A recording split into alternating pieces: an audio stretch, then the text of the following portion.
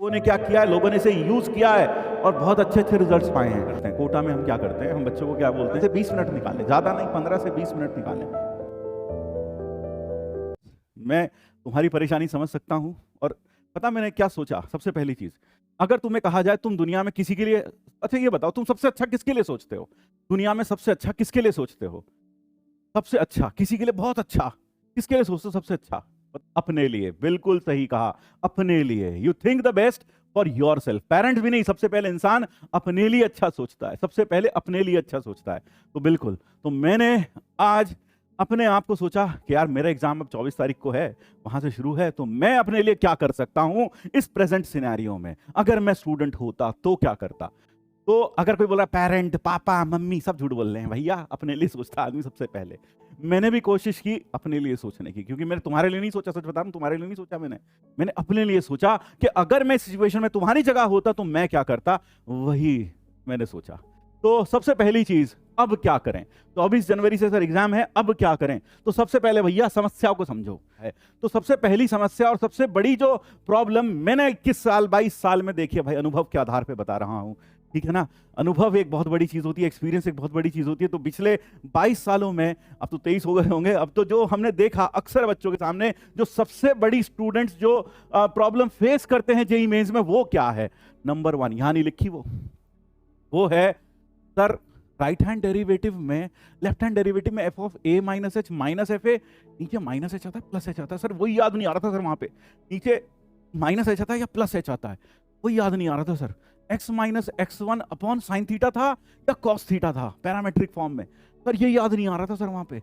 Slope of chord joining 2 points on parabola 2 upon t1 plus t2 था या 2 upon t1 t2 था, sir ये याद नहीं आ रहा था। तो सबसे बड़ी समस्या जो बच्चों के सामने वहां आती है, जो सबसे बड़ी समस्या बच्चों के सामने वहां आती है, वो आती है उन्हें फॉर्मूलाज, ये छोटे छोटे जो रिजल्ट्स होते हैं, जो क्वेश्चंस को बड़ी आसानी से सॉल्व कर सकते हैं, वो याद नहीं आते, वो यहां याद नहीं आते। आपको बाहर आके लगे यार ये तो करा हुआ था यार, वहां याद ही नहीं आया, वहां याद ही नहीं आया। ये सबसे बड़ी समस्या है। तो नंबर 1 समस्या क्या होती है कि बच्चों को जो छोटी छोटी चीजें उन्होंने पढ़ रखी होती हैं अच्छे से, फॉर्मूला भूल जाते हैं सारे। फिर दूसरा, स्पीड की प्रॉब्लम। सर हमें पूरा पेपर आता था सर, टाइम होता तो मां कसम हैंड पंप उखाड़ देते सर, गदर मचा देते जेईई में। सबसे दूसरी प्रॉब्लम है स्पीड की प्रॉब्लम। स्पीड बच्चों की उस हिसाब से नहीं होती जिस हिसाब से होनी चाहिए। और तीसरी प्रॉब्लम है एक्यूरेसी प्रॉब्लम। तो स्पीड तो बहुत तेज है हमारी, हम पूरा पेपर कर दिए हैं, पूरा का पूरा, तो 30 के 30 छापाए, अबे 25 करने थे सर, हम तो 30 कराए, हम पूरा कर दिए सर। इतना तेज स्पीड था हमारा, खटाखट करते चले गए, अक्कड़ बक्कड़ बॉम्बे पर लगाते चले गए सर, है ना, अक्कड़ बक्कड़ बॉम्बे पर लगाते चले गए सर। तो बेटा अगर आप ऐसी स्पीड भी किसी काम की नहीं है, क्योंकि उसमें एक्यूरेसी नहीं है, क्योंकि यही बच्चे सबसे पहले होते हैं जिनका परसेंटाइल आता है 50 परसेंटाइल 40 परसेंटाइल, इन्हीं का आता है जो पूरा पेपर करके आते हैं इस तरह से, ठीक है ना, इन्हीं का आता है। तो स्पीड की प्रॉब्लम है, एक्यूरेसी की प्रॉब्लम है और भूलने की प्रॉब्लम है। तो 3 समस्याएं हमारे सामने है, स्पीड की प्रॉब्लम, एक्यूरेसी की प्रॉब्लम और दूसरा क्या हो गया, फॉर्मूला भूलने की प्रॉब्लम। स्पीड, एक्यूरेसी और फॉर्मूला, ठीक है, हाँ, स्पीड, एक्यूरेसी और फॉर्मूला। फिर उसके बाद सर कोर्स भी पूरा नहीं हुआ, अभी क्या करेंगे सर? अब तो मैं सर छोड़ देता हूँ क्लास करना, अब तो मैं सिर्फ वन शॉट देखूंगा, अब तो मॉक पे मॉक दूंगा, सर मॉक पे मॉक, वन शॉट करूंगा, मॉक पे मॉक दूंगा। क्योंकि मेरा एक दोस्त था, वो आईआईटी दिल्ली में रहता है, आईआईटी दिल्ली में वो सिलेक्ट हो गया है, वो उसने भी मॉक पे मॉक दिए थे और वो सिलेक्ट। अबे पहले उससे ये तो पूछ ले कि उसने पहले अपना पूरा सिलेबस कंप्लीट कर भी लिया था कि नहीं कर लिया था ढंग से?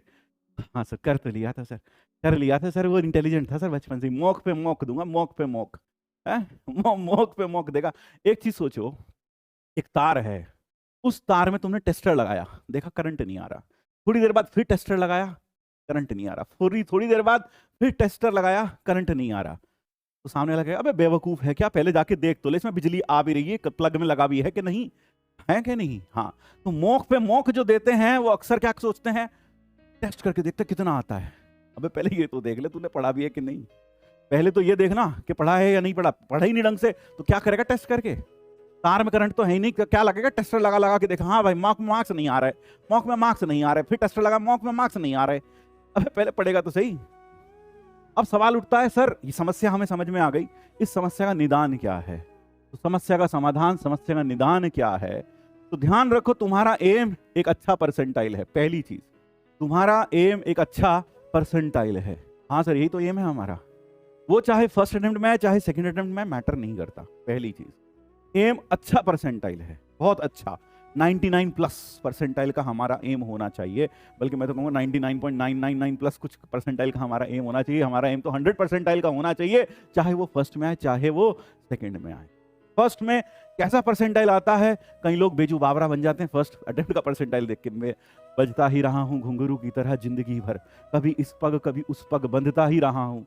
मतलब उनकी जीवन कोरा कागज, मेरा जीवन कोरा कागज, कोरा ही रह गया, इस तरह के मन में विचार लेकर आ जाते हैं। तो पहली चीज ध्यान रखिए, आपका एम बहुत अच्छा परसेंटाइल लाना है, चाहे फर्स्ट अटेम्प्ट में आए चाहे सेकेंड अटेम्प्ट में आए।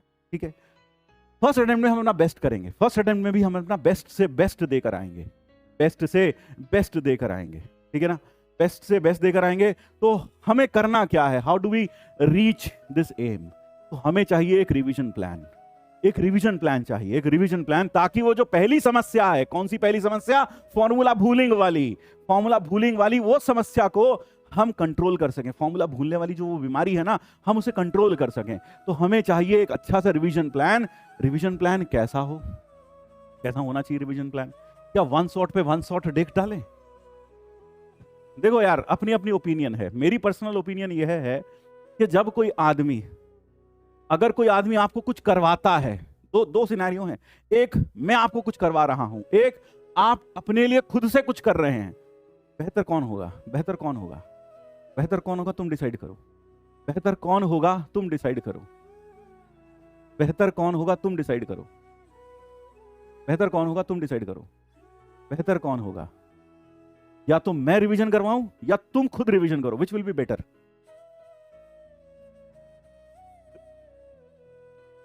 कई बच्चे कह रहे, मैक्सिमम बच्चे तो कह रहे सर खुद से, कई बच्चे कह रहे बीच बीच में सर आप। बहुत बढ़िया बेटा, बहुत बढ़िया। देखो बेटा, सबसे बढ़िया रिवीजन होता है जब आप खुद से बैठकर रिवीजन करते हैं, क्योंकि रिवीजन आपको करना है, चीजें आपके दिमाग में जानी है। ठीक है ना? तो अगर आप खुद से रिवीजन करते हैं, that is the best way to revise. And how do we revise? Revision कैसे करना है? आपके पास क्लास नोट्स हैं, मैंने लगभग हर चैप्टर के शॉर्ट नोट्स आपको दिए हैं, हर चैप्टर के शॉर्ट नोट्स आपको दिए हैं, और उसमें हर बारीक से बारीक पॉइंट लिखा है, हर बारीक से बारीक पॉइंट जो क्लास में डिस्कस हुआ है वह लिखा है। बिल्कुल ठीक है ना? हाँ, वह खुद से वहां लिखा हुआ है, लिखा हुआ है, एक एक चीज लिखी हुई है वहां पर, एक एक चीज लिखी हुई है वहां पर। ठीक है ना? तो वहां पर एक एक चीज लिखी है, आप वो क्लास नोट्स पढ़िए, उसमें और तो और कुछ इंपॉर्टेंट सवाल जो बीच में बिल्कुल नए हैं वो भी लिखे हुए हैं उन नोट्स में, वो भी करिए। फिर उसके बाद सबसे अच्छा तरीका जो हम कोटा में करते हैं, कोटा में हम क्या करते हैं, हम बच्चों को क्या बोलते हैं, चाहे वो टॉप रैंकर हो चाहे कुछ भी हो, हम ये बोलते हैं कि भाई सबसे पहले तो तुम अपने क्लास इलस्ट्रेशंस और क्लास नोट्स को अच्छे से पढ़ लो। क्लास इलस्ट्रेशंस करके देखो दोबारा से, और क्लास नोट्स को अच्छे से पढ़ लो। पहली चीज ये होती है रिवीजन का। तो first thing is class notes अच्छे से पढ़ें, और क्लास इलस्ट्रेशंस को ही रफ कॉपी में साथ के साथ सॉल्व करके देखते चलें। जहां अटके घबराए नहीं, ओ माँ मुझे तो पहला भी नहीं आ रहा, माता मुझे सेकंड भी नहीं आ रहा, तीसरा मुझे आता ही नहीं है। कोई बात नहीं, अगर आपको ऐसे लगता है, अगर आपको ऐसे लगता है तो आप उसको देखते चले जाएं, आप उसे देखते चले जाएं। क्लास नोट्स, क्लास इलस्ट्रेशन, क्योंकि उन्हीं के दम पर आप बाकी चीजों को अटेम्प्ट करते हैं, उन्हीं के दम पर। क्लास नोट्स और क्लास इलस्ट्रेशन के दम पर ही आप किसको अटेम्प्ट करते हैं, चाहे वो मॉड्यूल हो, चाहे वो डीपीपी हो, चाहे वो केटीके हो, तो आप उसी के दम पर सब कुछ अटेम्प्ट करते हैं।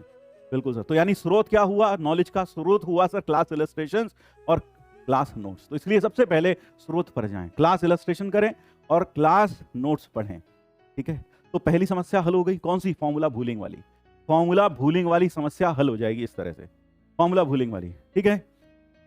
फिर रोज मोबाइल में अलार्म के साथ टाइमली प्रैक्टिस। स्पीड और एक्यूरेसी कैसे बढ़ाएंगे? स्पीड एक्यूरेसी बढ़ाने के लिए कोई एक चीज और, मान लो कल ओलंपिक में तुम्हें दौड़ना है, या कुछ महीनों के बाद ओलंपिक में तुम्हें दौड़ना है। तुम सोच रहे हो सर मुझसे तो भागा नहीं जाता ज़्यादा तेज। तुम अपने कोच के पास गए, सर मुझसे ज़्यादा तेज भागा नहीं जा रहा, तो मैं क्या करूं? कोच क्या कहेगा? प्रैक्टिस करो। या सिर्फ सोचने से ही तुम भागने लगोगे तेज? नहीं, मैं उस दिन बहुत तेज भागूंगा, उस दिन मैं मिल्खा सिंह बन जाऊंगा, है ना, the flying Sardar, and I will fly on the Olympic day. अभी आराम करते हैं, चीज बर्गर पिज्जा खाते हैं, कोई दिक्कत नहीं है। नहीं, ऐसा नहीं होता, ऐसा नहीं होता, ऐसा नहीं होता। रोज दौड़ना पड़ता है, रोज अपने आप को पुश करना पड़ता है, तब जाकर आप वो जो मैजिकल फिगर है वहां तक पहुंच पाते हैं, उस स्पीड को टच कर पाते हैं जो ओलंपिक में भागने काबिल हो, जिससे भागने काबिल हो, है ना। बिल्कुल। तो यही बात है, आप क्या करें, रोज 15 से 20 मिनट निकालें, ज्यादा नहीं, 15 से 20 मिनट निकालें, और 3 या 4 सवाल जो प्रैक्टिस, जो सवाल जो आपने क्लास इलस्ट्रेशन किया और क्लास नोट्स जिस चैप्टर के पढ़े उसके 3 या 4 सवाल या 5 सवाल, आधा घंटा का टाइम निकालो, मोबाइल में अलार्म लगाओ और उन 4-5 सवालों को करके देखो उस टाइमली मैनर में। एक कॉपी बनाओ अलग से, उसमें देखो आपका स्कोर कितना आया, इन 5 सवालों में 20 में से कितना स्कोर आया। रोज ये काम करो।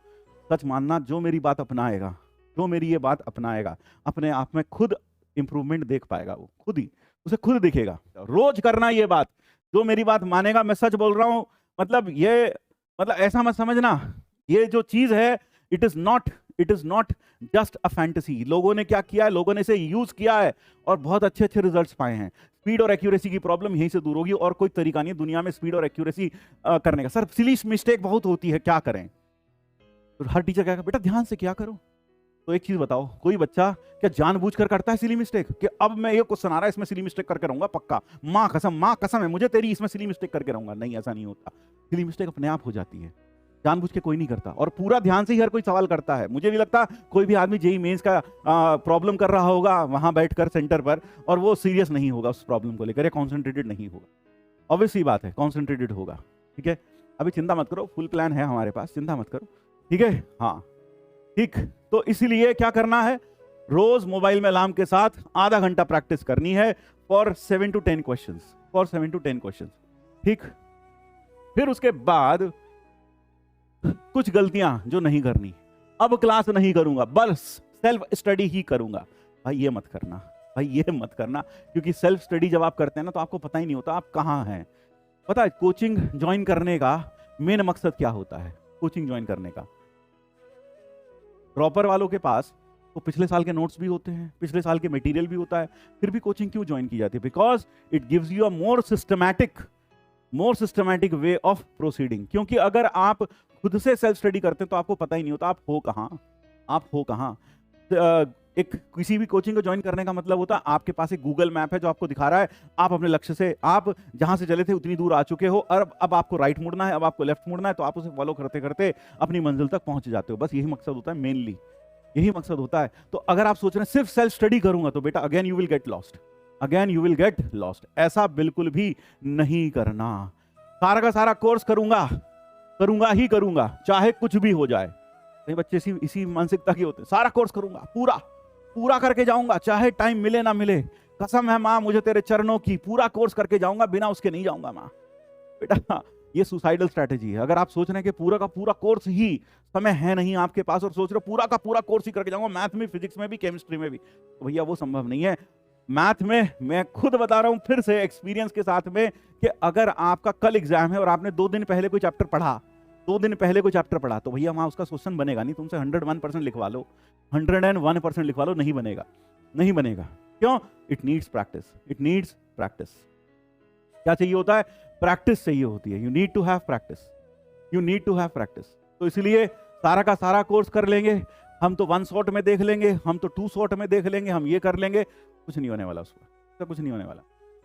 आपको प्रायोरिटाइज करना पड़ेगा, यार इतना तो करूंगा ही करूंगा। ये तो हमारे टीचर कराने इतना करा चुका, हम इसको पहले देखो।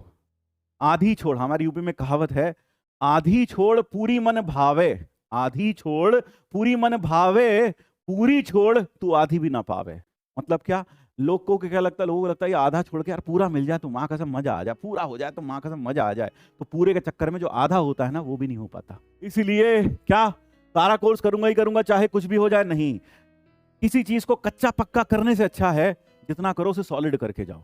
मैंने 10 चैप्टर पढ़े, मैंने 15 चैप्टर पढ़े, तो आई एम श्योर कि 15 से जो सवाल आएंगे ना फोड़ के आऊंगा। लेकिन मैंने 25 के 25 चैप्टर पढ़ लिए, आधा घंटा कुछ नहीं है, कोई भी सवाल थोड़ा सा घूम के आ गया ना किसी भी चैप्टर में, तो मैं वहां लौट जाऊंगा जमीन पर।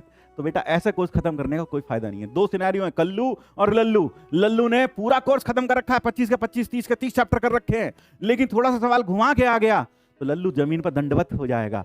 कल्लू ने 15 कर रखे हैं, 25 नहीं कर रखे, लेकिन 15 ऐसे कर रखे हैं कि 15 से कोई भी सवाल आ जाए, घूम कर भी आ जाए, तो वो कर देगा। बेटर कौन है? कल्लू बेटर है या लल्लू बेटर है?